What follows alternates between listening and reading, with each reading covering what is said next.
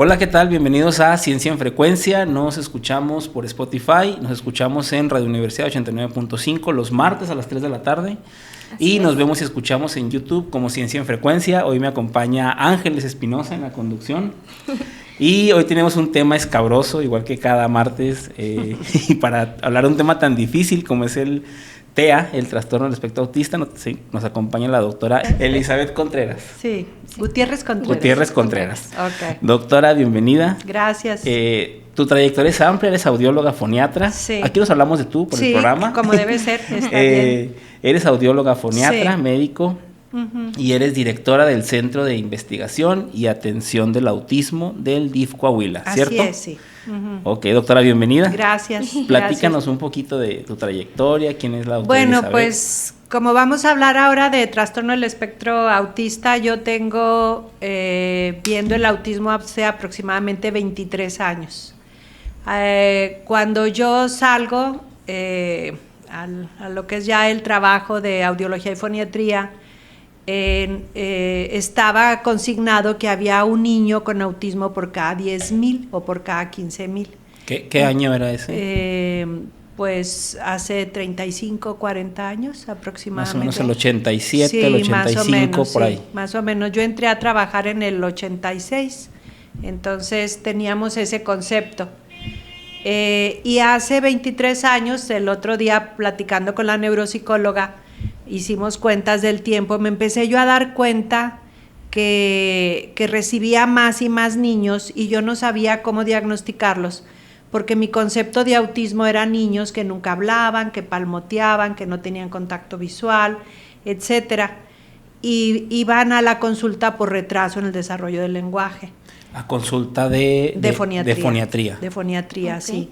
Iban a consulta por retraso del desarrollo del lenguaje y yo veía que tenían retraso en el desarrollo del lenguaje, pero también veía yo conductas que eran compatibles con el autismo, pero no integraba yo todavía que pudiera ser autismo, entonces escribía yo en los expedientes, pues malamente, porque no es un diagnóstico que exista, ponía yo disfasia mixta de predominio expresivo con rasgos de autismo, con conductas de autismo.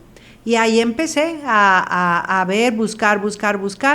Entonces me doy cuenta, al empezar a buscar, que ya la incidencia de autismo era muchísimo más alta que lo que sabía yo, sí, que cuando empezó esto.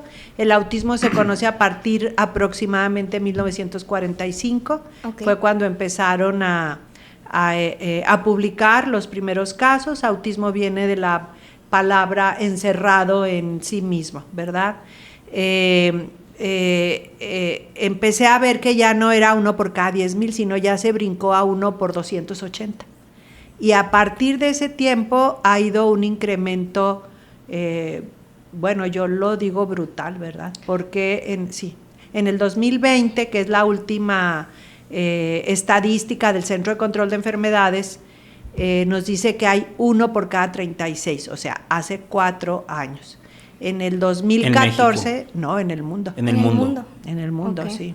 1 de cada 36 niños tiene autismo. Tiene autismo. Está dentro del espectro del autismo. Doctora, pero para irnos un poquito más hacia justo el autismo, sí. ¿Nos podría definir qué es en sí el autismo? Sí, el autismo es un trastorno del desarrollo, ¿sí? Neurológico, que te va a afectar comunicación, lenguaje, te va a afectar conducta, va a tener comportamientos rígidos, estereotipados, y ahorita también ya sabemos que va a estar dañado de manera sensorial. O sea, para hacer diagnóstico de autismo, el niño tiene que tener dañadas esas áreas, ¿verdad? Okay. Ya si quieren, ahorita extendemos más en cada una de las áreas que vamos a encontrar. Sí, justamente. Entonces, esta definición de autismo también ha ido cambiando con respecto al tiempo. Por ejemplo, lo sensorial no lo tomaban en cuenta. Sí, lo sensorial apenas, o sea, incluso en lo que nos dice el DSM-5, que es pues la Biblia de los trastornos psiquiátricos y psicológicos, pone lo sensorial, dice, y ya está descrito que aparte del lenguaje, comunicación, conducta, movimientos estereotipados también tienen un factor sensorial. Apenas nos lo están poniendo. Sin embargo, nosotros nos dimos cuenta con el número tan alto de consulta, y eso muchos años antes, que estaban dañados sensorialmente. Por eso incluso las preguntas que tenemos de cajón, pues es muchas de daño sensorial. Ahora, doctora, hay algo que yo quisiera, antes de entrar de lleno, digamos, a los síntomas, a los cuadros, a la sospecha de autismo, sobre esta parte del aumento brutal en el diagnóstico. Sí. Hablaba hace poquito con un oncólogo, que de hecho lo vamos a invitar también al doctor Rosales. Me decía, mira, en cáncer pasa igual. En cáncer las cifras se han disparado tremendo. Dice, pero hay una cosa que es cierta. Una, ya somos más personas, o sea, hay más personas, entonces se diagnostica más. Y otra es que precisamente tenemos mejores herramientas de diagnóstico. Sí. Entonces, yo creo que va en dos partes. Digo, tú eres la experta y tú nos vas a sacar de dudas, pero una, sí es que hoy hay más diagnóstico. Es decir, muchos niños, por ejemplo, en una etapa, en un nivel 1. Se quedaban sin diagnóstico. Pues nada más era antes como que, pues el niño es medio serio, el niño es medio raro, el niño es medio, ¿no? Peculiar, pero pues nunca supieron nunca supimos a lo mejor que teníamos autismo y así nos fuimos, ¿no? Hoy ya se hace más diagnóstico, pero además de eso, ¿tú sí crees que sí han aumentado las cifras? Es una incidencia franca. Totalmente. Sí, imagínate los investigadores del Centro de Control de Enfermedades que manejan todo lo de incidencias en el mundo de todas las enfermedades, y nos dicen que en el 2020, y eso que explora nada más a niños de 8 años, ¿sí? Hay uno por cada 36. Ahora, sí es verdad que se diagnostica más ahora porque se conoce más ahora. Y es un tema ya muy difundido. Sí, completamente. Por ejemplo, nosotros ahorita tenemos un gran número de diagnósticos de adultos, ¿sí? Que nunca nadie los había diagnosticado, que han pasado toda su vida sin saber qué tienen. Tengo ingenieros, contadores, médicos especialistas, claro que son autismos niveles 1, uno que otro es nivel 2, el nivel 3 sí es perceptible por todo el mundo desde pequeños. Doctora, pero ¿existe, o al menos usted cree que existe, algún factor que haya pues desencadenado este incremento en el caso de autismo? Lo único que se sabe es que hay una predisposición familiar, ¿sí? Por ejemplo, todos los gemelos homocigotos que tenemos, los dos tienen autismo. Curiosamente, a veces uno tiene nivel 2, el otro nivel 3, o uno nivel 2, nivel 1, pero siempre el gemelo homocigoto, los dos van a estar afectados. Y tenemos familias de 3 hijos, los 3 afectados, o de 3, 2, familias donde todos los primitos está algún niño afectado. Pero no sabemos qué es lo que lo detona, o sea, hay muchos estudios, no sé si ustedes recordarán, pero hace como unos 10 años fue una cosa tremenda lo de la creencia que eran las vacunas, porque la vacuna, el excipiente de la vacuna es un mercurial, el timerosal. Entonces hubo muchos, incluso movimientos muy fuertes en contra de las vacunas, padres de familia. En Europa hubo, no se puede decir que hubo epidemia o pandemia, pero sí hubo brotes muy importantes de sarampión, de parotiditis, etcétera, porque los padres se negaron a la vacunación. Pero no se ha demostrado. Incluso ahorita en Dinamarca ya hicieron un estudio, como hay tantos niños sin vacuna allá en Europa, entonces ya hicieron un estudio para ver la incidencia de los niños con vacuna y sin vacuna, y salió igual. Ok. Sí. Doctora, platícanos un poquito. Ya esto ya se desmintió hace muchos años. Sí, completamente. Fue un fraude de un médico que quiso ahí pasarse un pediatra de de Nueva York. Platícanos un poquito de este caso. Pues no estoy muy empapada con esto, ¿verdad? Pero él, por un pago de los laboratorios, las vacunas que el laboratorio que le estaba pagando a él no tenían el excipiente del timerosal. Entonces hicieron un estudio fraudulento, lo publicaron y de ahí se agarraron. Después lo descubrieron a él, que él había percibido de otro laboratorio de las vacunas, y ya incluso se le quitó cédula profesional, ¿no? y todo. Y que quede bien claro, sobre todo para la gente que nos escucha, que las vacunas no causan autismo. Esto fue un fraude que se difundió y pues ya está comprobado que no es cierto, ¿no? Sí. Sí, y hay muchos estudios en relación a fertilizantes, insecticidas, hasta la sustancia que hay en algunos sartenes y eso, pero no hay algo verdadero que nos diga esto es lo que está causando el autismo, tenemos que quitarlo, tenemos que suspenderlo. Y lo estamos viendo en todo el mundo, que por ejemplo, pues qué comida tenemos o qué comemos igual que Japón, igual que Corea del Sur, ¿verdad? Incluso Japón y Corea del Sur tienen la estadística de 1 por cada 36 hace 5 o 6 años, o sea, mucho antes de mucho lo antes que nosotros. Ajá, sí. Entonces, no se sabe a ciencia cierta por qué es el autismo. Entonces, sí. Para irnos, digamos, por pasos. Sí. Una, sabemos que no lo causan las vacunas. Así es. 2, sabemos que sí tiene una segregación genética, es decir, Así sí es, tiene algo que ver con los genes y sí. algo que ver familiar. Así es. No sabemos exactamente qué gen o qué riesgo, pero sabemos que tiene que ver con la familia. Sí. Y 3, no hay un factor detonante por sí solo. Es decir, sabemos que muchas cosas se pueden relacionar o pueden proporcionar un riesgo para autismo. Sí.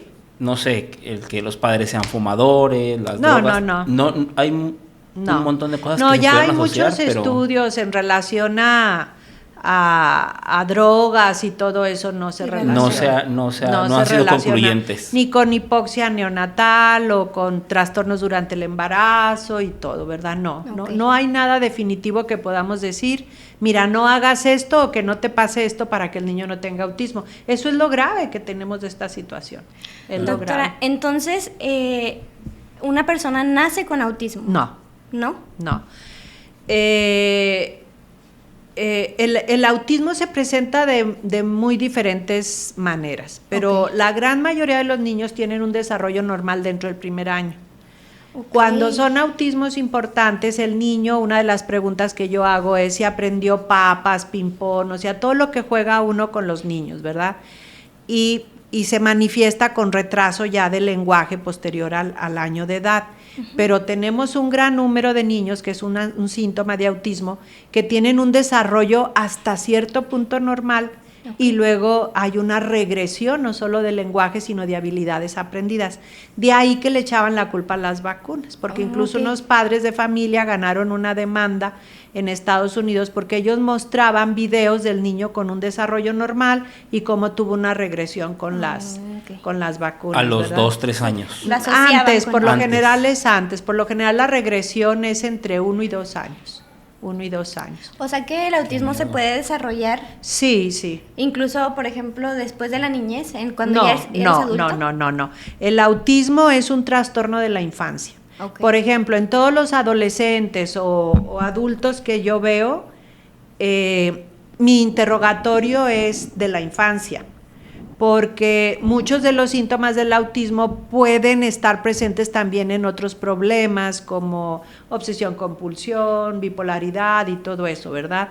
Pero no, el autismo es de la infancia, o sea, si un niño tiene un desarrollo normal al 3, 4 años, en lenguaje principalmente, en todo, no tiene por qué desarrollar autismo ahí.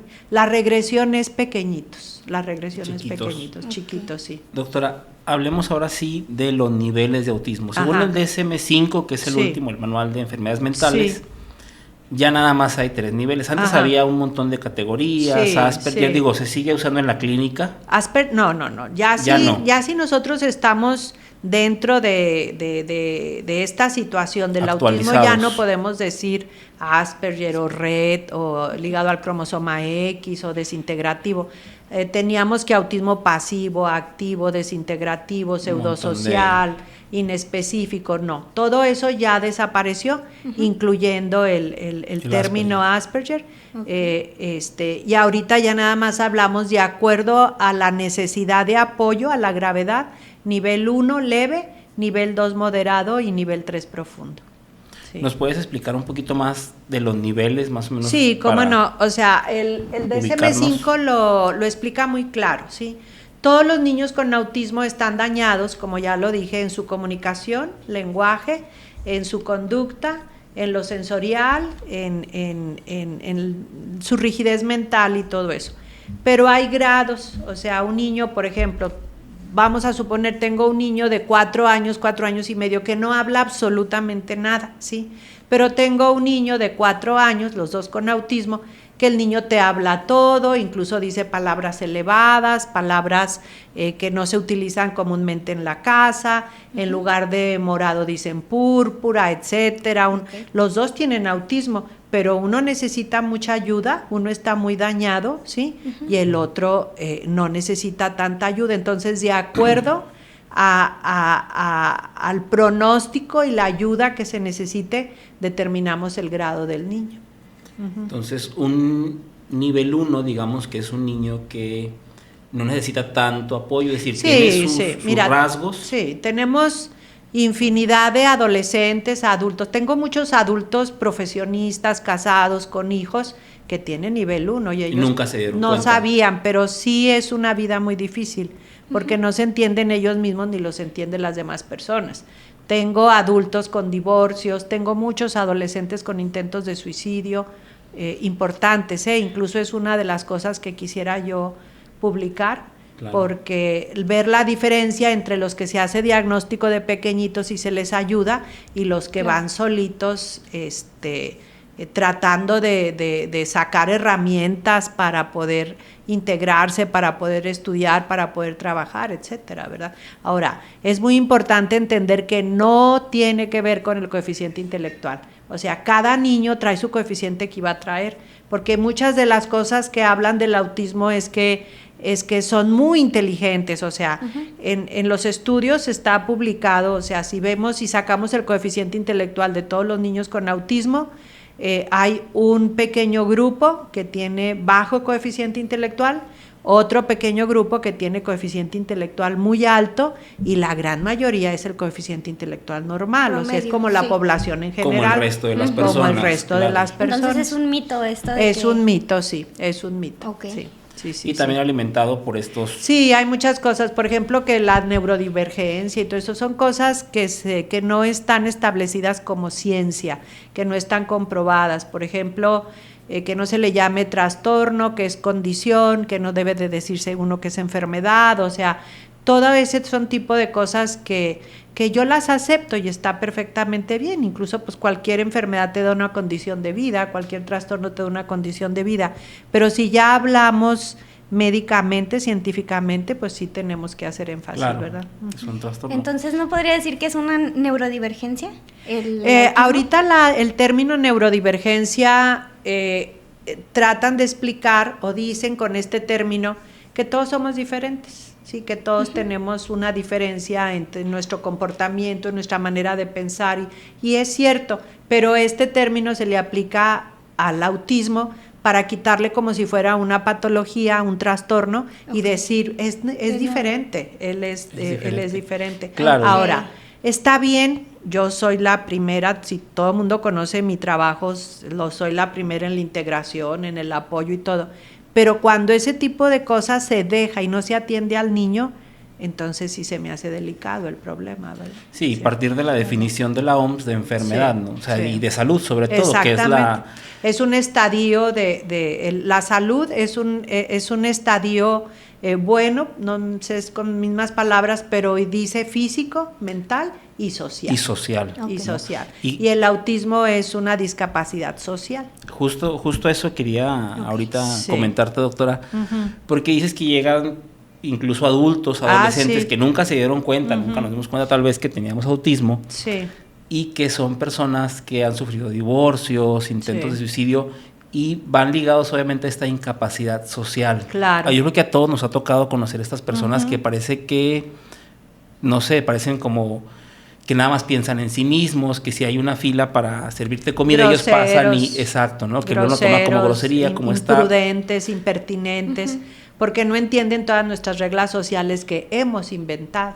¿Sí? Claro, como el niño que llega y te dice, oye, es que te huele la boca, exacto, es que, claro, en la convención social eso, pues, ahí uno tiene que ser prudente, o sea, discreto. Ya un niño desde pequeñito sabe, ya es un hecho, que a una persona le huele la boca, ¿verdad? Pero socialmente sabemos que no lo debemos de decir, y ellos no entienden, no solo no entienden esto, si quieren ahorita platicamos un poquito de lo que es la teoría de la mente, que es muy importante para lo del autismo, para entender por qué ellos no pueden captar todas las reglas sociales y llevarlas a cabo, ¿sí? Okay. Todo lo social lo aprendemos, ¿sí? Nadie nos lo enseña.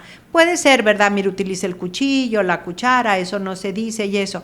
Pero el cerebro desde que nacemos está aprendiendo porque lo está viendo, porque está infiriendo, porque está captando todo a su alrededor. Sí. Los niños con autismo no tienen esto, o sea, es lo que se llama la teoría de la mente. La teoría de la mente, por ejemplo, es que yo ahorita los estoy leyendo a ustedes me están leyendo a mí, a veces sin palabras. Yo estoy infiriendo lo que piensan, yo estoy dándome cuenta de la situación en la que estoy viviendo, no solo lo mío propio, mis pensamientos, sino de la demás persona. No se trata de adivinar, pero yo sé entender la actitud de la persona, lo que me está diciendo, bueno, ellos tienen este problema, ¿sí?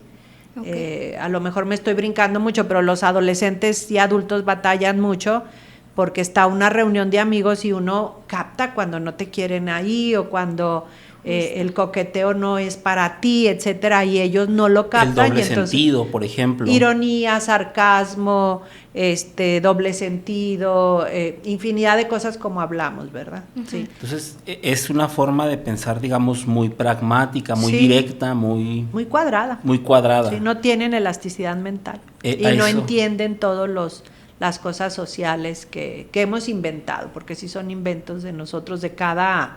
Ya ves que si tú vas a otro país encuentras unas costumbres muy diferentes, groseras, y uno se espanta, o al contrario, ¿verdad? Claro. Pero en nuestro grupo, desde pequeñitos, nosotros hemos aprendido lo que es correcto y lo que no es correcto, y el niño con autismo, este es uno de sus problemas, ¿verdad? Que tienen esta literalidad de las cosas, ¿no? Si le dices a un niño o a un adolescente autista, no sé, alza tu cuarto, ¿no? Sí, dice, no lo puedo alzar, no, y nos ha tocado, ¿verdad? Sí. Platícanos, doctora, platícanos de estas anécdotas que... Bueno, hay muchas. Una que me gusta mucho y la platico frecuentemente es que fue una mamá a recoger a su niño del kinder, y el niño subió al carro muy triste y le dice a la mamá, ¿qué te pasa?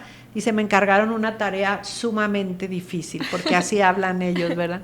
¿Por qué? ¿Qué problema? Dice, me encargaron 2 pliegos de papel de China. Yo no creo que podamos ir a China a traer el papel. Sí. Y así, ¿verdad? Infinidad de cosas de la literalidad que tiene. Eso es hablando el trastorno del lenguaje, ¿sí? Que es específicamente el lenguaje. Porque un niño puede tener desarrollo del lenguaje completo, con punto y modo de articulación de todos los fonemas, pero su lenguaje siempre va a ser diferente, ¿sí? Es un lenguaje estereotipado, literal, a lo mejor sin entonación, o sea, aunque tenga el número de palabras o más palabras que los demás niños, puede tener un lenguaje que está afectado, ¿verdad? Eso es cierto. Para entender un poquito esto que nos platicas, o sea, los niños con TEA, puede ser que tengan un lenguaje incluso muy sofisticado, utilicen palabras rimbombantes, etcétera. Lo que antes decíamos Asperger, que ahora es el nivel 1, uno de los niveles 1, que está menos afectado. Que pueden estar integrados en un salón de clases. Siempre. Ahorita si quieren hablamos de eso, de la integración. No, sí, siempre. Sí, ahorita yo creo que después del corte vamos quiero que hablemos del caminito del diagnóstico, del duelo y de la integración, ¿no? Claro, que es lo que sigue, pero antes de pasar... Sí.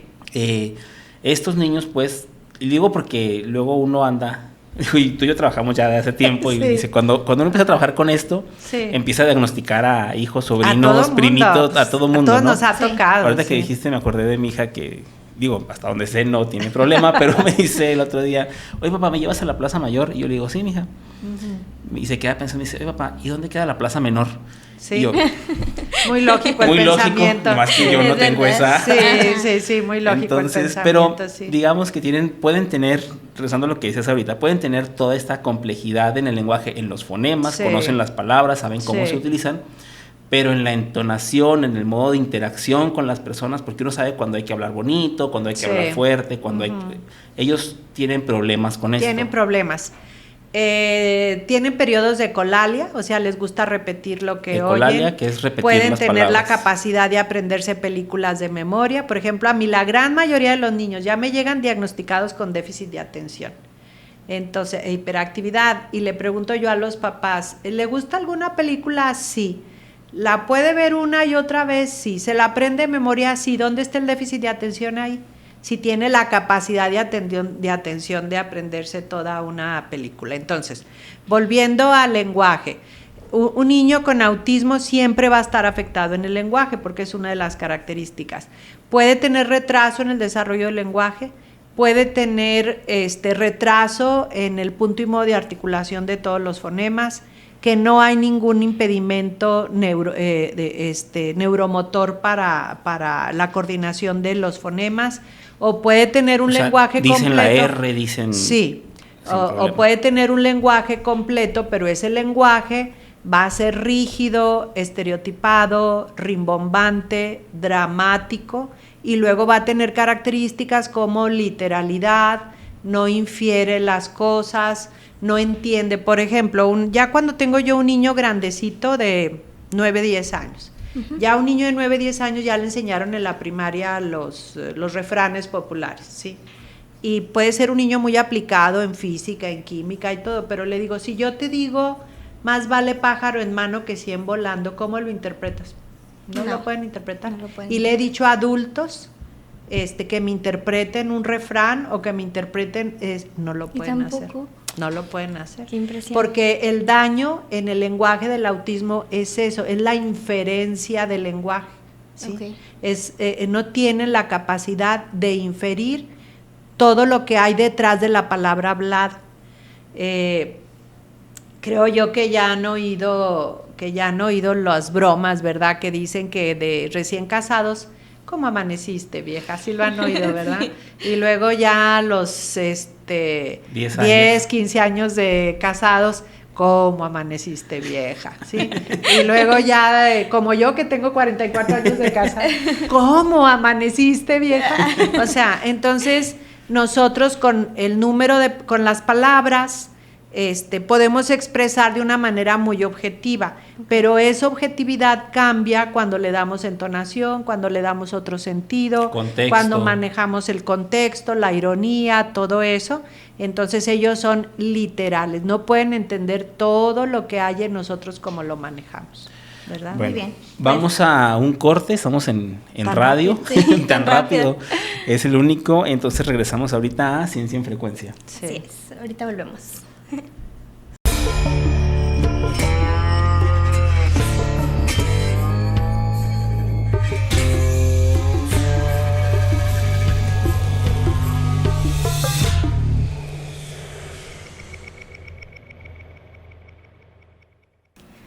Bueno, regresamos del corte aquí en Ciencia en Frecuencia. Recuerden que nos escuchamos por el 89.5 FM aquí en Torreón, Radio Universidad.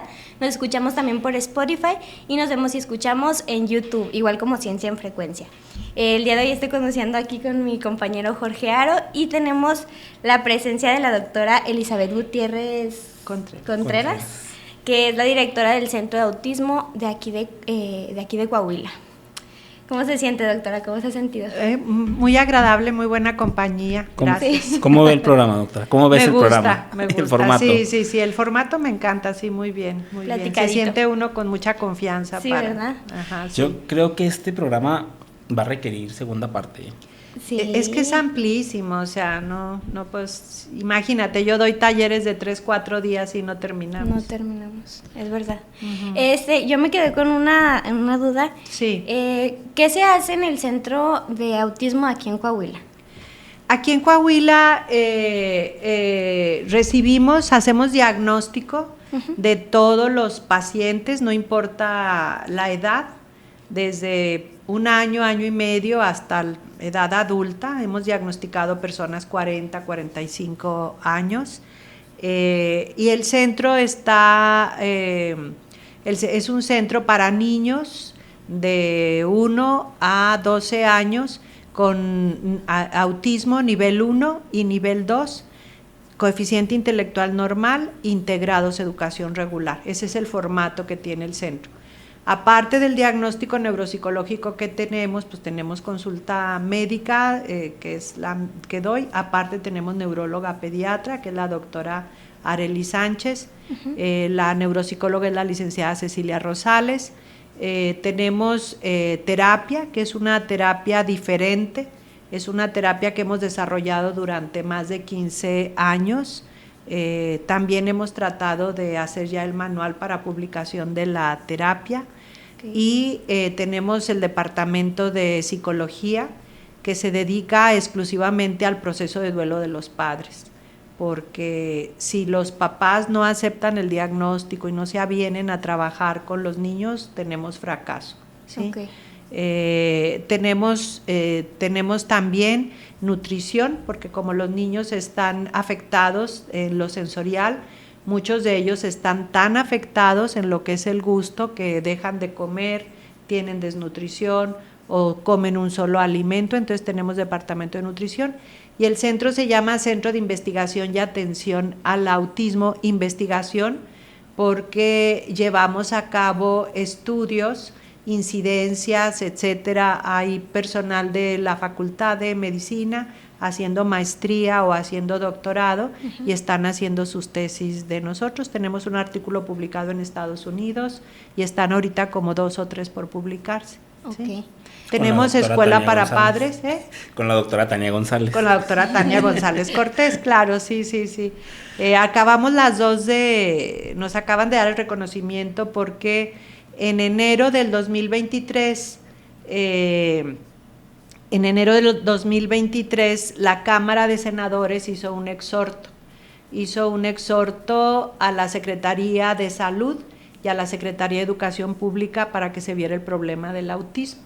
Entonces el Sistema Nacional DIF tomó la batuta y tuvimos reuniones de más de un año, y estuvimos como 7, 8 especialistas de México, de todo México, entre ellos la doctora Tania González Cortés, y estuvimos haciendo un manual de información a la población mexicana. Se va a repartir el manual para que estén orientados hacia el autismo, qué es el autismo, qué se debe de hacer, cómo se diagnostica, etcétera, todo eso. Nos acaban de dar este reconocimiento que pues para mí y para Tania ha sido muy, muy importante. Totalmente. Sí. Que son las únicas de aquí de Coahuila, ¿no? Que aparecen en el manual. Sí, por supuesto, sí. Qué impresión. Doctora, antes de pasar a otro tema, le quería preguntar, ¿esta es una institución privada? Es decir, ¿tiene un costo? No, es DIF Coahuila.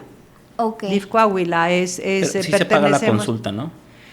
La consulta es algo simbólico, es algo completamente. Simbólico, sí, claro. Completamente. Por ejemplo, pues sí tenemos ahorita muchos niños en lista de espera para la evaluación, porque ni el seguro, ni el ISSSTE, ni la Secretaría de Salud, ni los hospitales universitarios tienen evaluación de neuropsicología, nada más nosotros.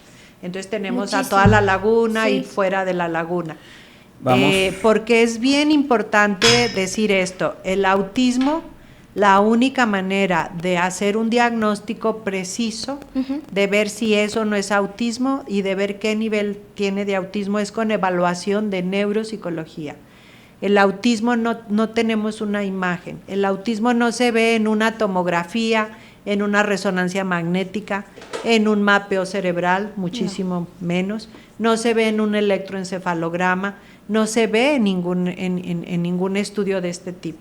Entonces el diagnóstico es clínico, aplicando las pruebas pertinentes avaladas por la Organización Mundial de la Salud, y los que los aplican son los neuropsicólogos, que es la carrera de psicología con un posgrado en neuropsicología. Okay. ¿Sí? Ese es lo que iba a ir. El caminito para el diagnóstico debe de ser con el neuropsicólogo, con el paidopsiquiatra. El paidopsiquiatra y el neurólogo pediatra lo que hacen ya es el manejo farmacológico. ¿Sí? Es el tratamiento ya del niño. No todos los niños necesitan manejo farmacológico, incluso yo creo que es un 30-35% nada más los que requieren algún medicamento. El autismo es muy frecuente que tengan trastornos del sueño, entonces a veces se da cosas leves para el sueño, pero tanto el paidopsiquiatra como el neurólogo o mi área de audiología y foniatría sospechamos que el niño tiene autismo y debemos de canalizarlo a neuropsicología. Por ejemplo, yo como médico puedo sospechar que alguien tiene anemia, ¿verdad? Y es muy obvio, a lo mejor lo clínico que tiene anemia, pero solo el laboratorio me va a decir si tiene anemia, qué tipo de anemia, etcétera, todo eso. hasta cierto punto el autismo es el mismo. Yo te puedo sospechar que un niño tiene autismo o un adolescente, un joven, pero mientras no tenga la evaluación de la neuropsicóloga, entonces voy a corroborar que el niño tiene autismo. Entonces, no me da mucha tristeza porque recibo muchos padres muy gastados con estudios que no los llevaron a ningún diagnóstico, ¿verdad? No hay un área anatómica en el cerebro no que hay, pueda ver el no hay médico imagen. Y decir, Sí, no hay imagen me imagen. dice que el niño tiene Así esto. es. Por eso precisamente con el diagnóstico, como es clínico, pues batallamos mucho. Hoy en la mañana tuve unos padres de familia, se veía el dolor en el padre de familia y se veía la mirada terrible contra mí porque el niño evidentemente traía un autismo, pero como no tengo, por ejemplo, si a ti te dicen, tiene leucemia, mire, aquí está. ¿Sí? Tiene un tumor cerebral, mire, aquí está. Nosotros no, nosotros es clínica. Y si alrededor de él le dicen, no te creas, es chípil, es tardío, es flojo, es niño pandemia, es déficit de atención, es negativista, desafiante, entonces tenemos que quitar esas ideas para que los papás acepten que el niño tiene autismo. Otro de los servicios que tenemos ahí en el Centro de Investigación y Atención al Autismo son los grupos, que ha funcionado extraordinariamente bien. Tenemos grupos de preadolescentes, tenemos grupos de adolescentes y tenemos grupo de adultos jóvenes y grupo de padres.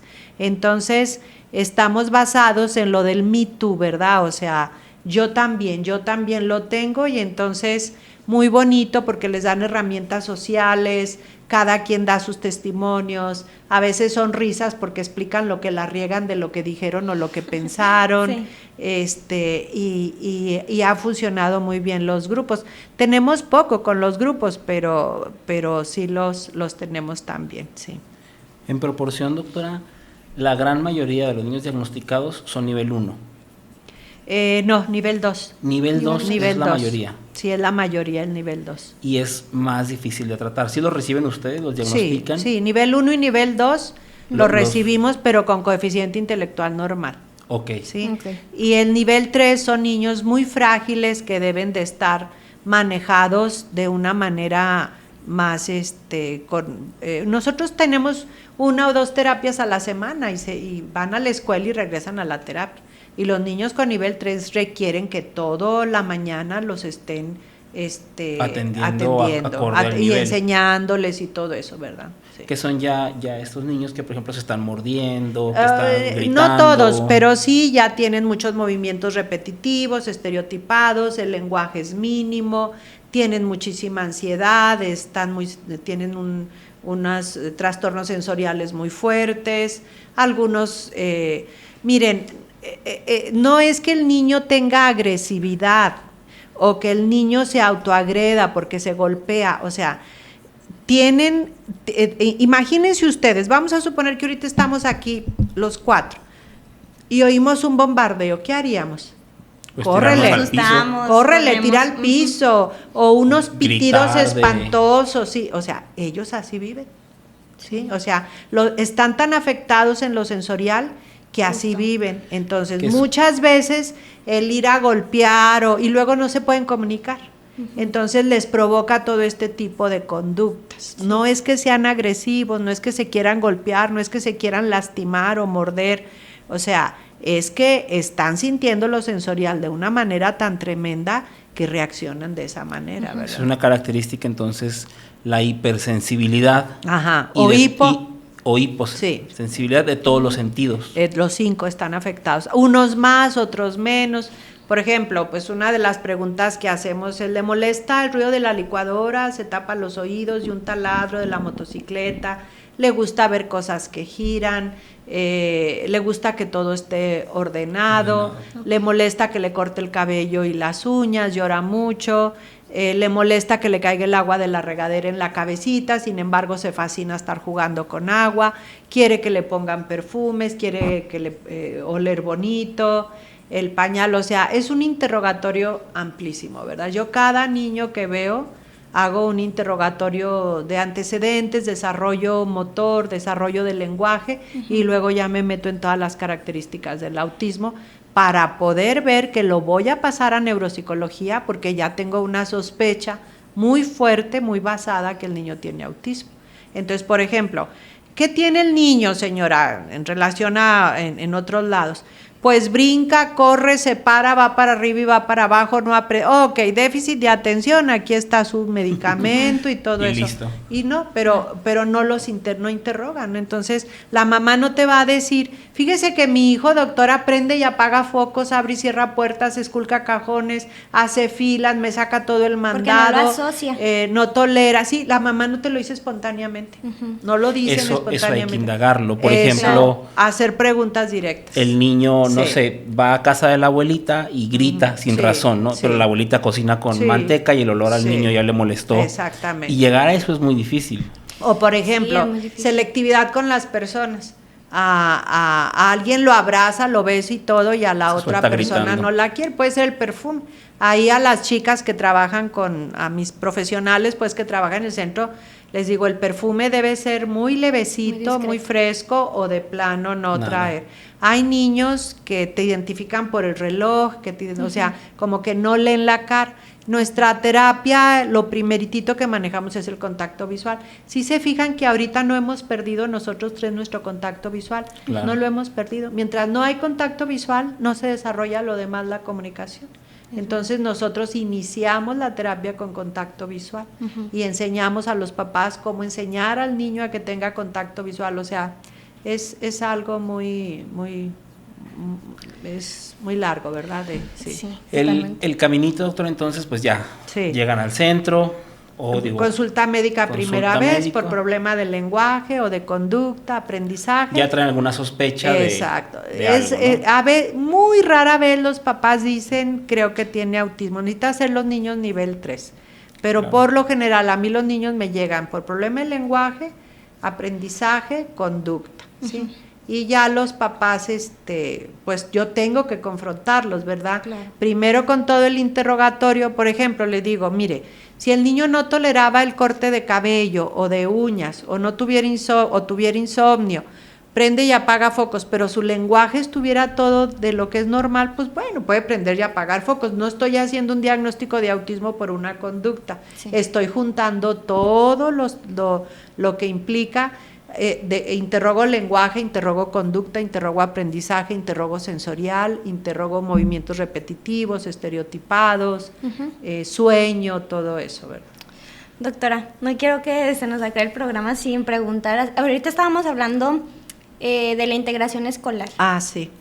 Platíquenos un poquito. Sí, es algo muy que ahorita es muy delicado, porque ahorita tú vas a cualquier escuela y en cada grupo encuentran niños con autismo. Justamente. Pero si la maestra, y para ellas pudiera ser un problema cuando la maestra no entiende lo que es el autismo. Miren, les voy a poner unos ejemplos. Por ejemplo, fuimos a un colegio, al niño lo querían expulsar y la maestra llega y me dice, es muy grosero este niño, doctora, dice, me está remedando, toda la clase me arremeda, ¿sí?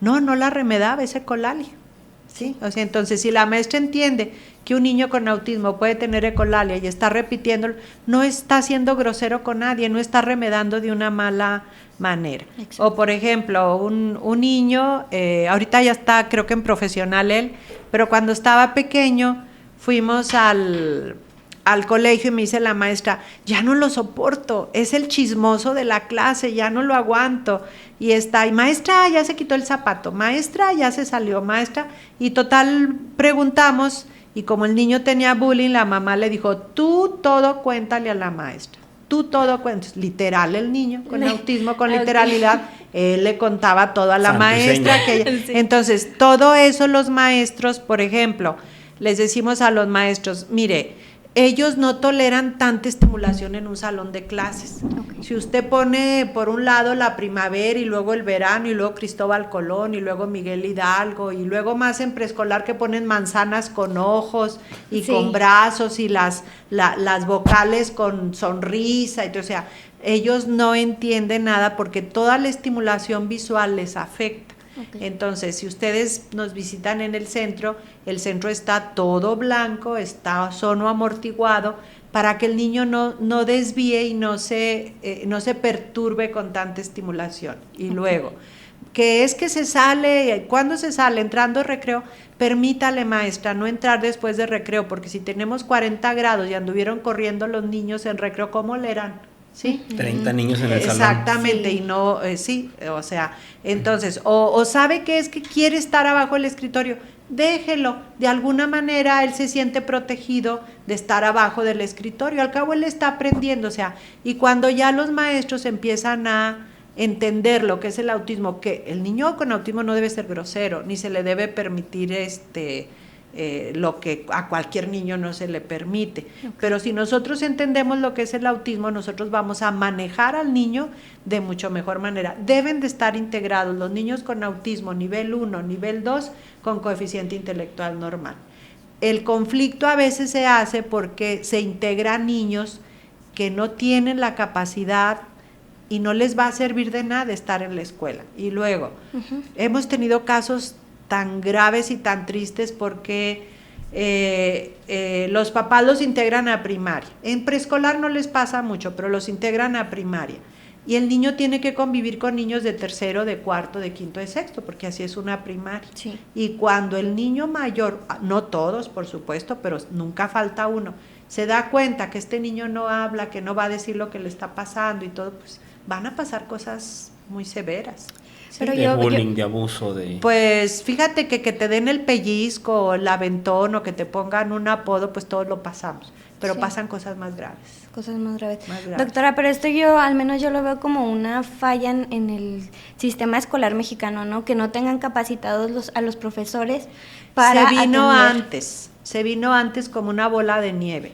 Ahora, yo creo que personas que me conocen en el área profesional y todo, saben que yo anduve en escuelas, en esto, alertando y no lo creían, ¿verdad? No lo creían. Yo les decía, estoy viendo mucho autismo, algo pasa.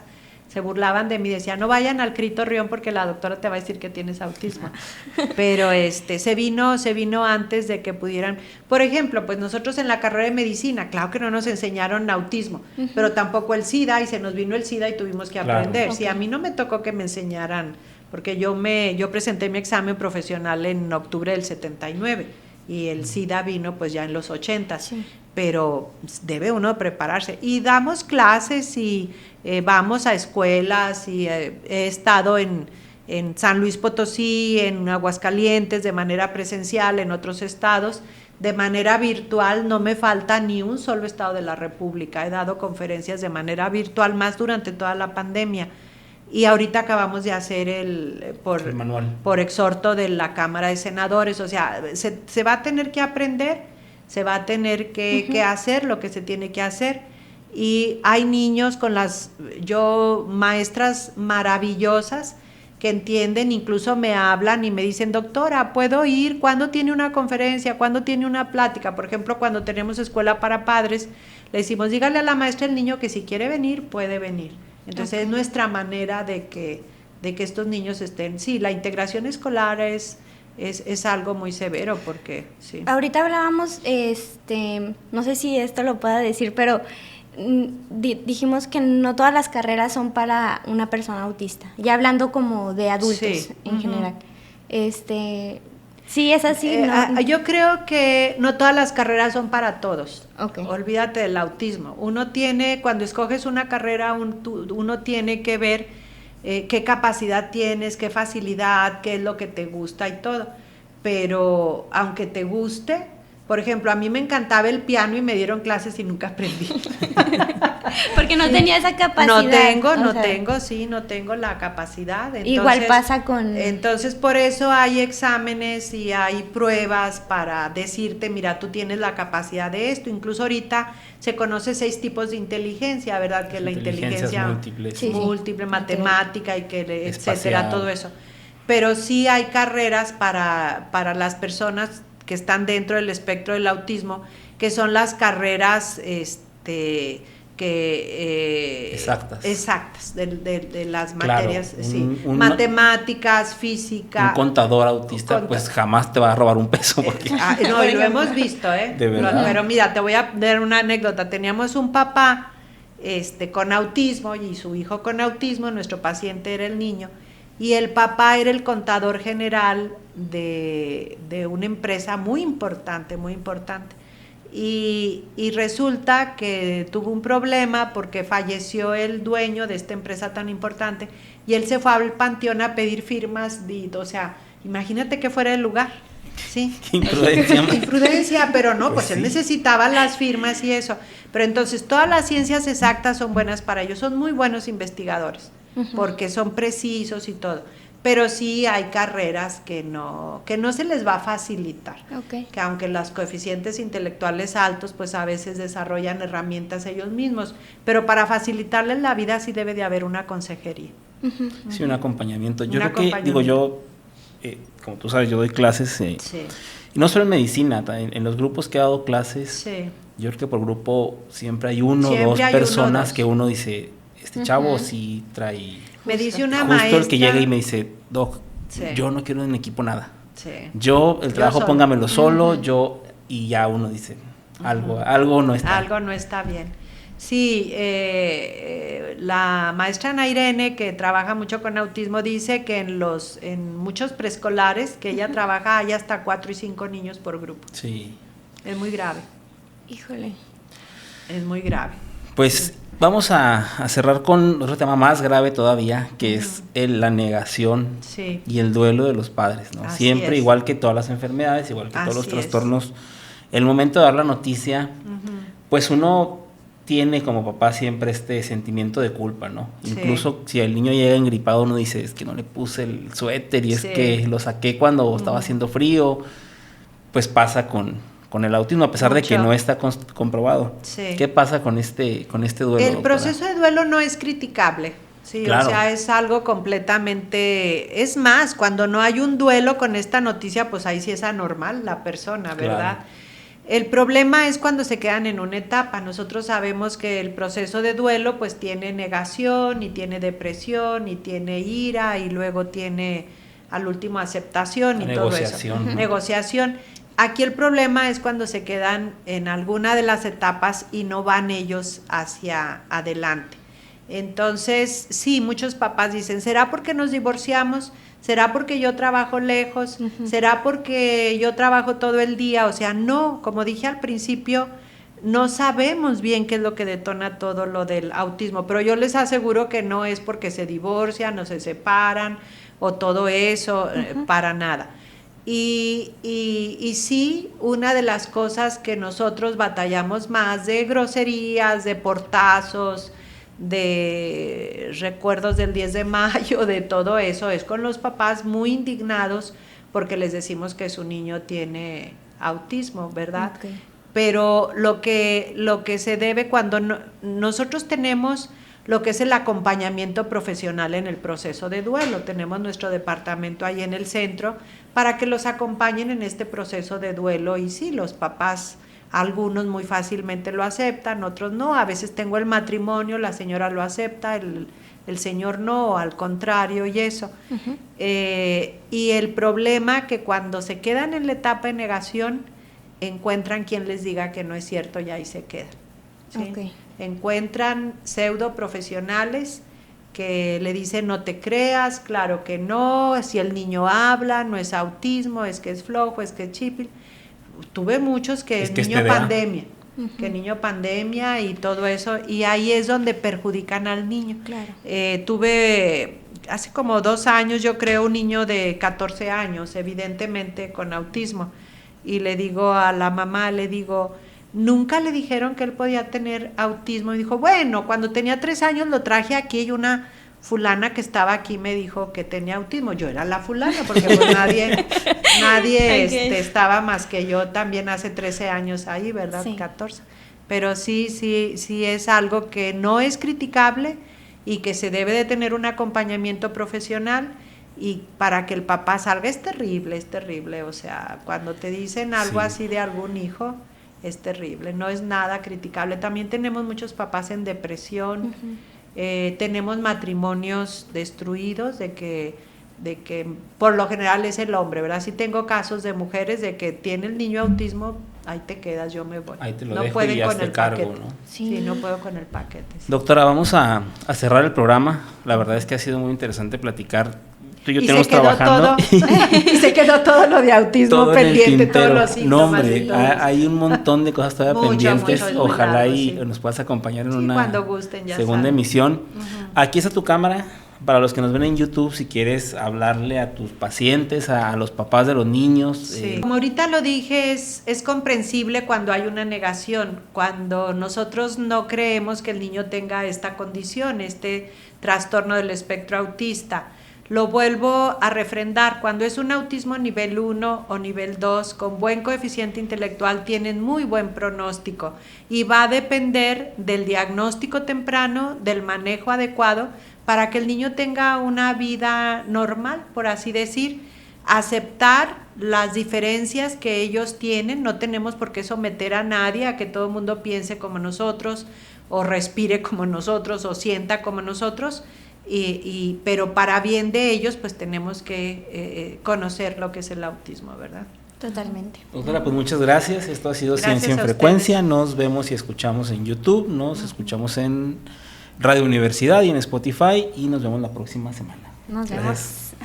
Okay. Bye. Hasta luego. Muchísimas gracias. Gracias.